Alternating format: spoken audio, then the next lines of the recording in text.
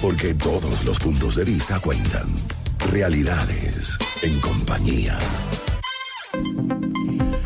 2:46 p.m, seguimos en compañía a través del Circuito de Éxitos y nosotros creo que estamos muy familiarizados con una palabra. Yo creo que durante toda la vida en Venezuela, lo único que hemos escuchado, y no solamente estoy hablando de mi generación, estoy hablando de todas las generaciones, es la palabra crisis. Exactamente. Crisis ha formado parte del diálogo venezolano. Bueno, voy a cambiar la palabra diálogo porque ahorita como que genera un poquito de estrés. Sí. Pero de esas palabras que utilizamos normalmente en el común para explicar un poco la situación venezolana, y simplemente crisis significa cambio. A veces crisis pues puede alarmar un poco a la población sobre lo que significa, pero hay que saber manejar las crisis, cualquier tipo de crisis. Y nosotros ahora precisamente vamos a hablar con alguien que tiene un papel bastante importante en el manejo de crisis porque es analista senior del proyecto Andes.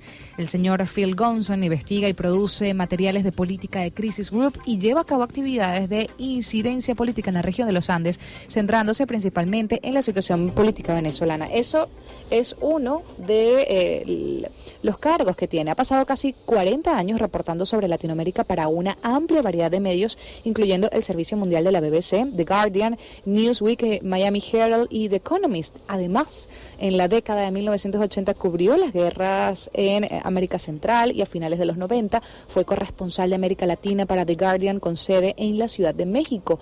Ha coautorizado 2 libros sobre la región, incluyendo un diccionario político de 2 volúmenes de América Latina y el Caribe. Hoy, bueno, está aquí con nosotros vía telefónica porque, como dijimos, crisis es parte del día a día del venezolano desde hace muchísimo tiempo. Así que muchísimas gracias, señor Gonson, por estar aquí con nosotros y por acompañarnos.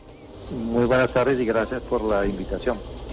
A ver, cualquier venezolano podría decir que es experto en crisis, porque como bien lo resaltaba Luisana, pues hemos vivido en una eterna crisis desde hace muchísimas décadas. Pero, ¿cuáles son las particularidades que usted puede conseguir en este momento en la coyuntura que estamos viviendo en Venezuela?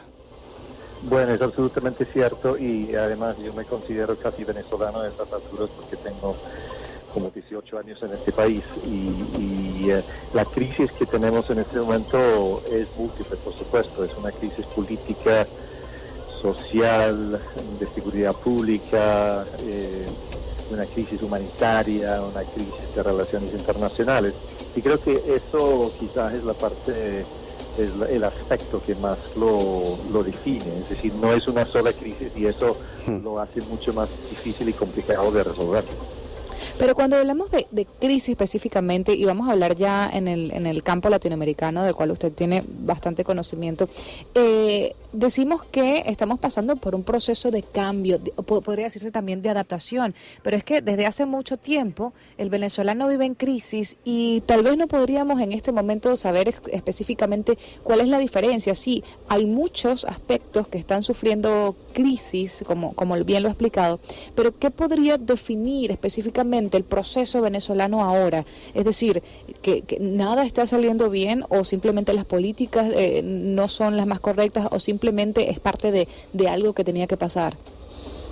Bueno, yo diría que esta crisis es algo que es producto de muchos años de hacer las cosas mal, pero que de alguna manera fue disfrazada, tapada por el hecho de que el país tenía muchos ingresos producto de la industria petrolera.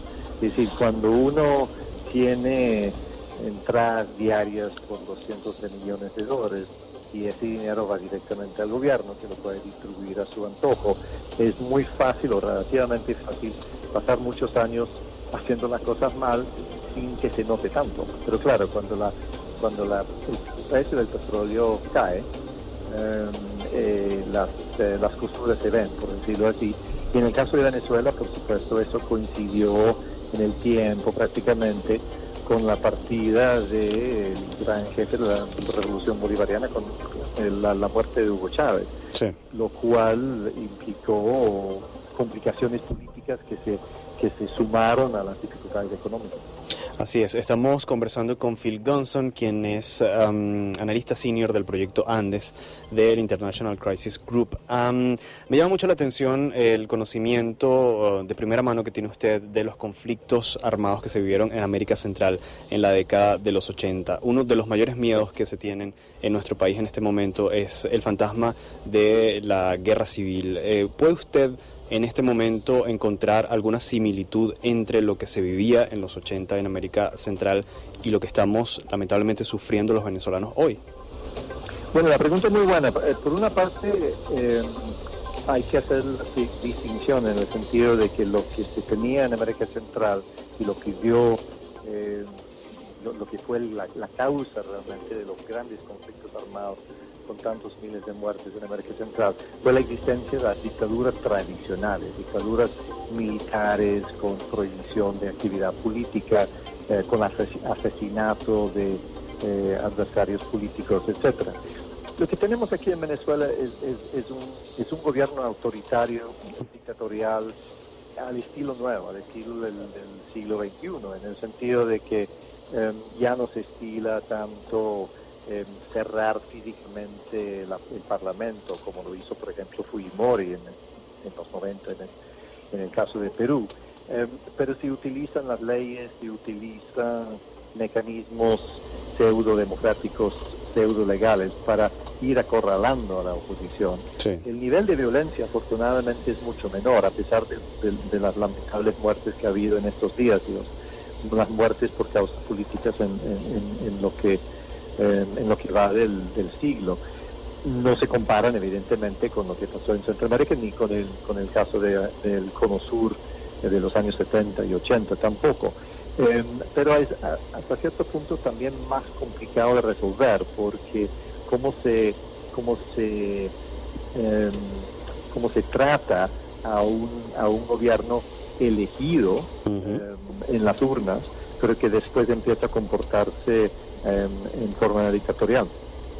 Claro, pero por ejemplo, usted hace un referencia a que Fujimori, por ejemplo, cerró el Parlamento de manera física. Aquí tal vez no se hizo de la misma forma, pero sí se intentó. Y de hecho eso fue lo que impulsó a la gente a salir a la calle y a seguir llevando a cabo las manifestaciones que se están ahora llevando a cabo precisamente con el primer objeto de decir, bueno, es que aquí el Tribunal Supremo de Justicia llevó a cabo un golpe de Estado al destituir a la Asamblea Nacional, que luego, bueno, por todo lo que sabemos, el proceso cambió y supuestamente, y entre comillas, la Asamblea está ejerciendo funciones, cosa que desde que fue electa nunca ha logrado.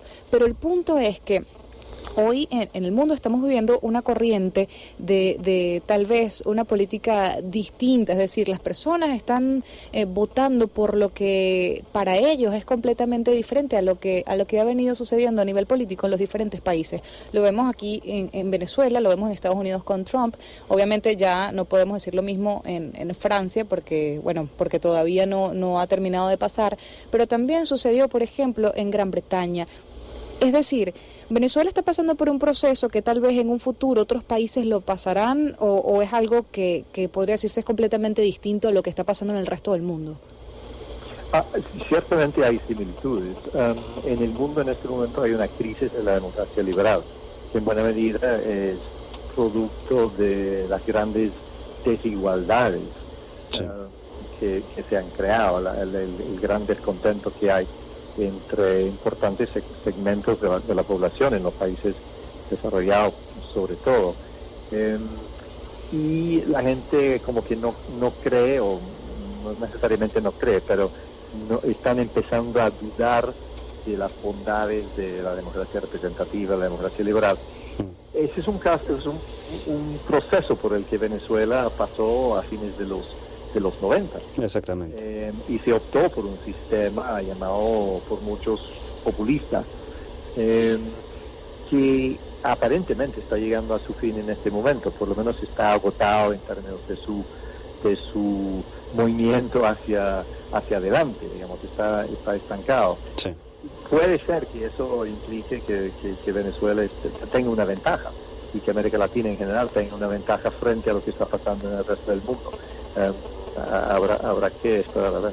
Sí, estamos conversando con Phil Gunson de International Crisis Group. Ya se nos está acabando el tiempo, pero sí me gustaría conocer, escuchar cuál es su opinión con respecto al rol que debe tener el ciudadano en este momento, porque hablamos de los polos, de la Mesa de la Unidad Democrática, del gobierno. En el medio está la gran mayoría de los venezolanos. ¿Qué tiene o cuál debería ser la postura del ciudadano venezolano ante una crisis como esta?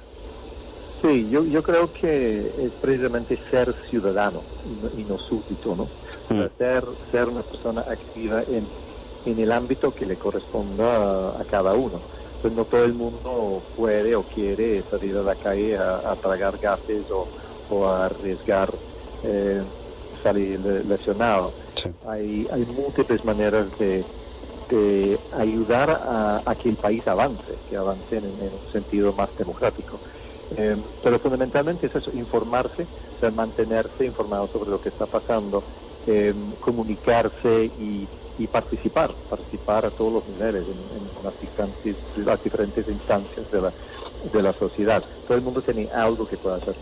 Así es, muchísimas gracias por el tiempo y esperamos poder conversar nuevamente con usted pronto, ya desde un panorama mucho más favorable. Ojalá, con mucho gusto. Estábamos conversando con Phil Gunson, quien es analista internacional de Crisis Group, y definitivamente creo que hay que resaltar, no con letras mayúsculas, con letras exageradamente grandes, lo último que dijo. Para mí tiene muchísimo valor y comparto por completo esa visión. Hay que ser más ciudadano y aportar desde el punto, ya sea cualquiera en el que se encuentren. No todo el mundo tiene la posibilidad de tal vez salir a la calle y arriesgarse. No todo el mundo puede hacer lo mismo. Y hay que dejar de señalar y de criticar y decir que tú no haces esto, que tú no haces aquello, cada quien tiene su postura, pero creo que lo más importante, más allá de pararse en una calle y gritar yo quiero esto, quiero aquello, que también es válido y es necesario para pues seguir adelante, es seguir siendo el mejor ciudadano que podamos ser, sí. El mejor en el trabajo, el mejor en la calle, el mejor en la familia, porque Venezuela lo necesita, más allá de perder el tiempo criticando y señalando y diciendo. Todos tenemos pensamientos distintos, posturas distintas, y eso es lo que nos hace más ricos, la pluralidad. Exactamente, y sobre todo dentro de lo que vivimos, que es una crisis institucional profunda, en donde lo que está bien pareciera ser lo que está mal, o se acomoda a las conveniencias de el que esté en ese momento detentando el poder. Creo que las instituciones tienen que ser refundadas por completo en una situación como esta, en donde el ciudadano precisamente tiene que tener un papel protagónico y exigir que el acuerdo bajo el cual vivimos todos, que son las leyes, que es la Constitución, se cumpla al pie de la letra.